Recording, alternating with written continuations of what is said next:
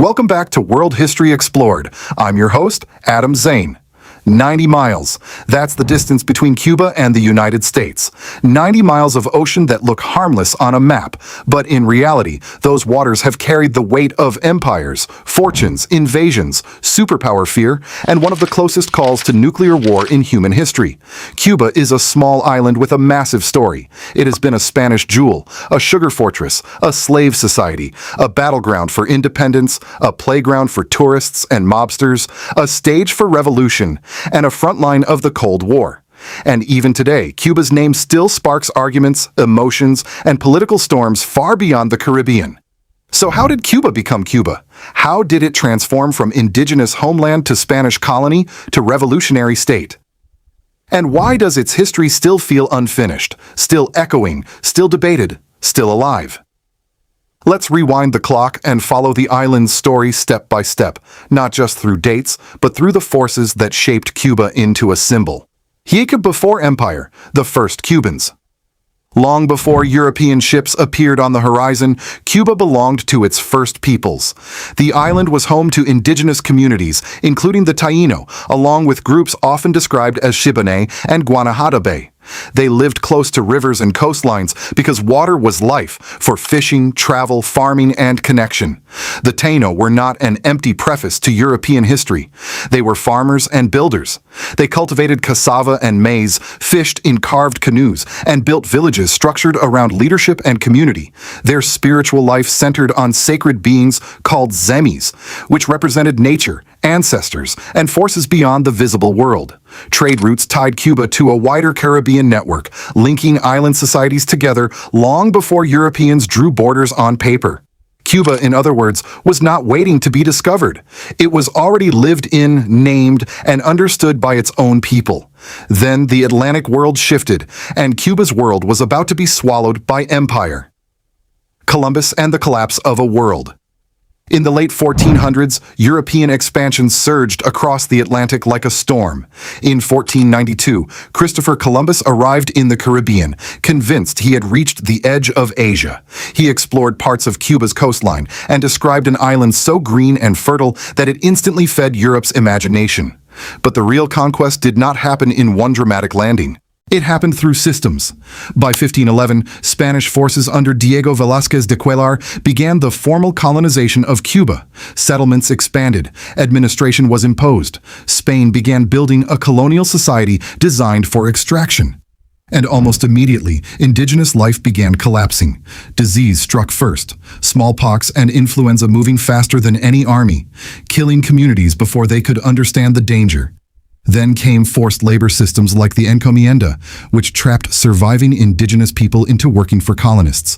Violence, displacement, and cultural destruction followed. Within decades, much of the indigenous population had been devastated. Cuba became a colonial island, reshaped by foreign power and forced into the orbit of Spain's imperial machine. The key to the Gulf. Why Cuba mattered. Cuba's geography was destiny. The island sits at the gateway to the Gulf of Mexico, positioned like a lock on a door that leads to Mexico, Florida, Central America, and the shipping lanes of empire. Spain quickly realized that whoever held Cuba could influence trade routes and military access across the region. Havana became one of the most important ports in the Spanish Empire. Treasure fleets carrying silver and wealth from the Americas gathered there, refueled there, and prepared for the dangerous Atlantic crossing back to Europe. Fortresses rose along Havana's harbor to protect it from pirates and rival empires who hunted Spanish shipping like wolves. The Caribbean turned into a battleground of imperial competition, raids, naval warfare, and constant threats. In 1762, during the 7 Years' War, Britain captured Havana. Even though Spain regained it the next year, the event proved a terrifying reality. Cuba could be taken. Cuba could be flipped like a chess piece. Spain tightened its grip. But the transformation that truly changed Cuba wasn't a cannon blast. It was sugar. Sugar and chains, the plantation island. Sugar reshaped Cuba's entire destiny. In the 1700s and 1800s, European demand for sugar exploded. Diets changed, markets expanded, sweetness became industry, and Cuba's climate made it a powerhouse for plantation agriculture. Plantations multiplied, mills expanded, land was reorganized around profit.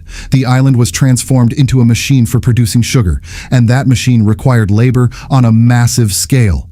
That labor came in chains. Hundreds of thousands of enslaved Africans were transported to Cuba, turning the island into one of the most intense slave societies in the Americas, and one of the last to abolish slavery. The plantation economy created enormous wealth for elites and fueled Havana's development. But it also created brutality, racial hierarchy, and violence as a daily foundation of the system. This era created long-lasting scars. It also created a society filled with tension. Because once an island becomes a place where wealth and suffering grow side by side, the question becomes inevitable. How long can that imbalance survive? The long road to freedom, wars against Spain. By the early 1800s, independence movements swept across Latin America. Spain's empire cracked. New nations were born. But Cuba remained under Spanish rule, partly because Cuba was profitable and partly because Spain refused to let go of its Caribbean jewel. Still, Cuban nationalism grew. In 1868, Carlos Manuel de Céspedes launched the 10 Years' War, Cuba's first major independence struggle. It was brutal and exhausting. It failed, but it planted the idea that Cuba's future did not belong to Spain. In the 1890s, the independence movement returned stronger under José Martí, a poet and political thinker whose vision remains central to Cuban identity. Martí dreamed of a Cuba free from Spain, but he also feared that Cuba could fall under American domination if independence became a doorway to foreign control. Martí died early in the renewed struggle in 1895, but his words became fuel, and the war intensified. Then in 1898, a single explosion in Havana Harbor became the spark that changed everything. 1898. The United States enters the story when the USS Maine exploded in Havana Harbor, killing hundreds of American sailors. The United States blamed Spain. The slogan, "Remember the Maine," swept through American politics, and the U.S. declared war. The Spanish-American War was short. Spain lost. Cuba was liberated. But Cuba did not receive complete sovereignty the way many had imagined. Instead, the United States imposed the Platt Amendment, which gave Washington the right to intervene in Cuban affairs and guaranteed the U.S. a permanent naval presence at Guantanamo Bay. Cuba entered the 20th century independent in name, but deeply constrained in practice. American investment poured into sugar, infrastructure, and industry. Havana grew into a modern capital with tourists and nightlife. But inequality hardened, corruption spread, and the island became politically unstable, a place where foreign money and local power often moved together, while ordinary Cubans felt the gap between promise and reality. The glitter and the shadow, Batista's Cuba. By the 1930s, Cuba's politics entered a familiar cycle: instability, corruption, and military influence.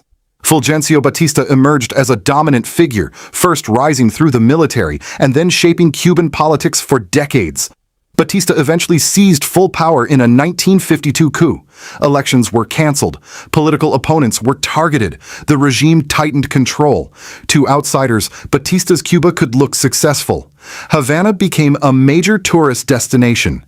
Casinos and nightclubs flourished. Money flowed, including money from American businesses and organized crime networks that saw Havana as a profitable playground.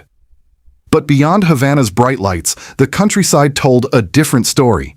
Rural poverty remained severe. Inequality persisted.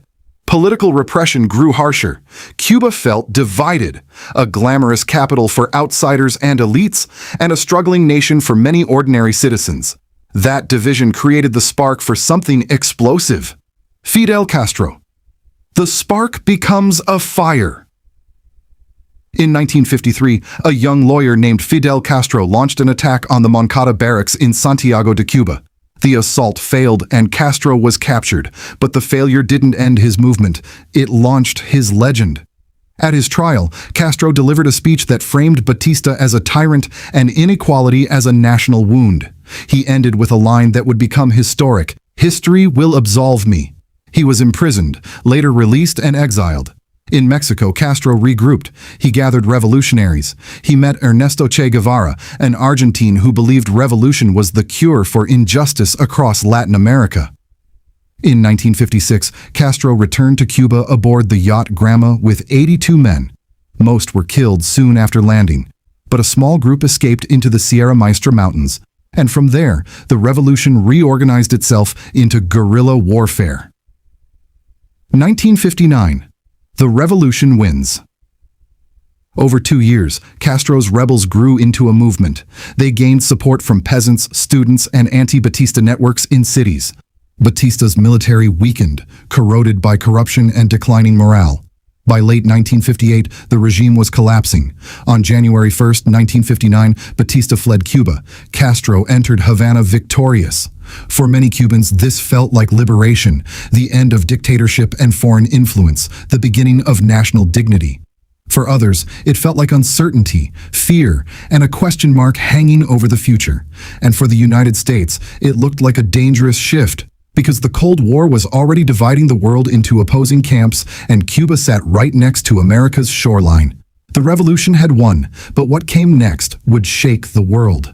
The Cold War moves to the Caribbean. After 1959, Castro's government moved rapidly to transform Cuban society. Land reforms reshaped property ownership. Major industries were nationalized, including many American-owned businesses and assets. Tensions with Washington escalated fast. The United States responded with economic restrictions and then a broader embargo, pushing Cuba toward the Soviet Union for support. In 1961, the U.S. backed a force of Cuban exiles in the Bay of Pigs invasion, hoping to overthrow Castro. The invasion failed catastrophically. It strengthened Castro's position and humiliated Washington. Soon after, Castro declared Cuba a socialist state aligned with the Soviet bloc. And then in 1962, the world approached the edge of the abyss. The Cuban Missile Crisis, 13 days of fear. In October 1962, U.S. reconnaissance discovered Soviet nuclear missiles being installed in Cuba. Nuclear weapons, 90 miles from Florida. President John F. Kennedy ordered a naval blockade and demanded removal. Soviet ships approached, military forces mobilized. For 13 days, the world watched, holding its breath. This wasn't just political theater, it was a real path toward nuclear war. Behind closed doors, diplomacy raced against catastrophe. In the end, the Soviet Union agreed to withdraw missiles from Cuba. The United States agreed not to invade Cuba and later removed its own missiles from Turkey through a quiet arrangement. The crisis ended, but Cuba remained isolated and defined by Cold War tension. The island became a symbol, a small nation that could force superpowers into a standoff and survive. Castro's Cuba: Achievements and Control. In the decades that followed, Cuba became a country of contradictions. The government invested heavily in literacy campaigns, universal education, and healthcare expansion. Cuba developed a strong medical system and achieved notable social indicators compared to many nations in the region. But political freedoms narrowed sharply. Opposition parties were eliminated. Media was tightly controlled. Critics faced imprisonment or exile. Cuba's political identity became inseparable from its revolutionary government. Migration waves reshaped Cuban society. Many Cubans fled to the United States, forming a powerful diaspora, especially in Florida. The most dramatic migration wave came in 1980 with the Mariel boat lift, when more than 100,000 Cubans left in a matter of months. Cuba's economy depended heavily on Soviet support. That dependency brought stability, but it also created vulnerability. And in 1991, that vulnerability became a crisis. The Special Period: Collapse without war. When the Soviet Union collapsed in 1991, Cuba's economic lifeline snapped. Trade collapsed. Fuel became scarce. Transportation stalled. Blackouts rolled across cities. Food shortages hit families hard. The government called it the special period in time of peace, but daily life felt like wartime survival. Cubans adapted with rationing, improvisation, and a kind of resilience that became legendary. Urban farming expanded. Bicycles replaced cars. Communities found creative ways to endure scarcity. To survive economically, Cuba expanded tourism and allowed limited private enterprise in certain areas. Small restaurants, rentals, and informal services emerged. The island endured, but it was transformed. The revolutionary promise now had to coexist with a harsh economic reality. After Fidel, reform without revolution. In 2006, Fidel Castro stepped aside due to illness, and his brother Raúl Castro assumed leadership.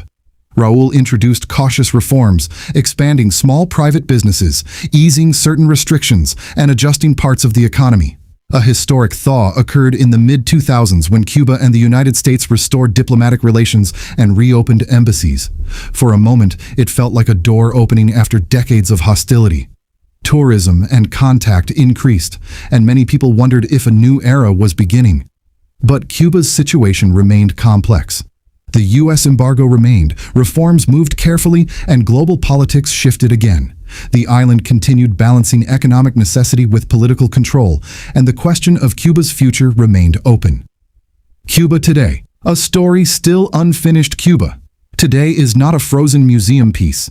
It is a living country navigating economic hardship, political centralization, and the heavy legacy of its past. Access to goods can be limited, opportunities can be constrained. Yet Cuban culture remains powerful. Music, art, humor, and community acting not as decoration, but as survival. Cuba's identity has been forged through layers: indigenous loss, colonial extraction, slavery, independence struggles, U.S. influence, revolution, Cold War isolation, economic collapse, and cautious reform. That layered history is why Cuba can't be reduced to a stereotype. It isn't simply a villain or a hero. It is a nation shaped by empire and shaped by resistance to empire. Conclusion: why Cuba still matters. So what is the legacy of Cuba? Is it a symbol of anti-imperial defiance? A cautionary tale of ideological rigidity? A nation trapped by geography and global politics? Or an island that proved small countries can shake the world? Maybe the real answer is that Cuba is all of these at once. Cuba reminds us that history isn't only made by giants. Sometimes it's made by islands, positioned perfectly, pressured endlessly, and still standing. 90 miles. That's all it takes for the past to feel close enough to touch.